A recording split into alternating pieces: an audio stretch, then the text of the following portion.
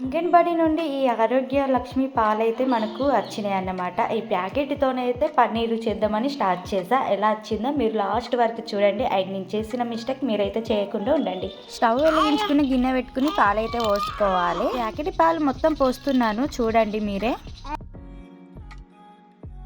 పాలు ఇలా పొంగుకి వచ్చినాక ఒక 4-5 నిమిషాల పాటు అయితే కాగబెట్టాలి పాలని.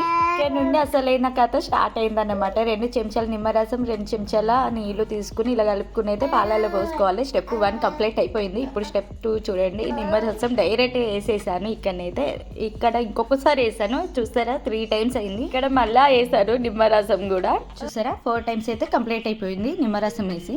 అయినా కొంచెం కూడా చిక్కు చెదిరినట్టు ఎంత బాగున్నాయి పాలు, అస్సలు పలగలేదు. 4 టైమ్స్ నిమ్మరసం వేయంగా కూడా. ఇదంతా కాదనుకుని ఉప్పు కూడా వేసాను. ఉప్పు కూడా వేయంగా కూడా కొంచెం కూడా పగిలలేదు. ఇక్కడ కూడా ఎంత పాలు కాబెట్టుకుని తాగేటట్టు ఉన్నాయి కానీ కొంచెం కూడా పలగలేదు.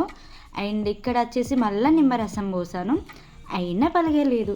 మళ్ళీ ఇక్కడ జాలితోని మళ్ళీ పోసాను, అయినా పలగలేదు. ఇప్పటికి ఎన్నిసార్లు పోసాను చెప్పండి? నిమ్మరసమే 5-6 సార్లు పోసానా, ఉప్పు ఒకసారి ఏమో వేసాను, అయినా పలగలేదు. ఇక లాస్ట్కి ఏం చేసిన, ఇంకో కడాయిలా తీసుకున్న తర్వాత చూడండి ఇప్పుడు వెమ్మటే వలుగుతాయి. ఇప్పుడు నిమ్మరసం పోసాను, ఒక 1 అవర్ ఏమో కష్టపడ్డా కావచ్చు ఈ పలగడానికి. పాలైతే అస్సలు కొంచెం కూడా చిక్కులు కాలే. ఇప్పుడు నిమ్మరసం పోసినాక వేరే కడాయిలో తీసుకున్నాక పలిగాయి అన్నమాట. ఇదండి ఇంత కష్టమైంది, ఇలా జరిగింది అన్నట్టు. అయితే నేను చేసిన మిస్టేక్ ఏమనుకుంటున్నారు? నేనైతే కడాయి చేంజ్ చేసిన వెమ్మటే వలిగినాయి అంటే కడాయి మిస్టేకే అనుకుంటున్నా. మీరేమనుకుంటారో కామెంట్లో చెప్పండి. నా మిస్టేక్ అయితే ఇదండి. కానీ చాలా అంటే చాలా బాగా వచ్చేసాయి పన్నీరు. కర్రీ కూడా చాలా బాగుంది, టేస్ట్ కూడా బాగుంది. అండ్ ఇట్లా ఎందుకు అడుగుతున్నా అంటే నేను ఉప్పు వేసాను, నిమ్మరసం వేసాను, అన్నిసార్లు ఉప్పు వేసాను కదా, అదంతా సాల్ట్ అనేది ఉండిపోతుంది అని ఒక 3-4 టైమ్స్ అయితే అలాగ అడిగి చేసేసాను అన్నమాట. కానీ నీట్గా వచ్చేసింది.